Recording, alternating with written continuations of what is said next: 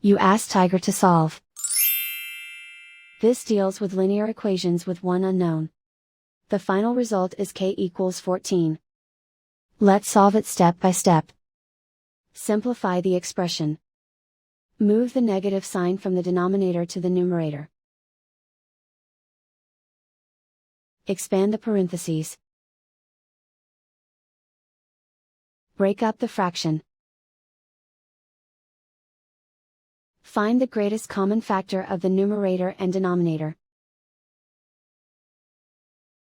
Factor out and cancel the greatest common factor. Group all constants on the right side of the equation. Add 1/2 to both sides.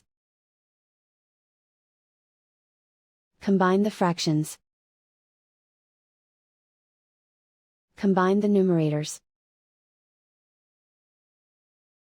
Reduce the zero numerator. Simplify the arithmetic.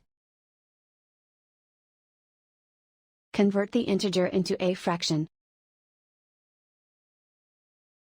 Combine the fractions. Combine the numerators. Isolate the k.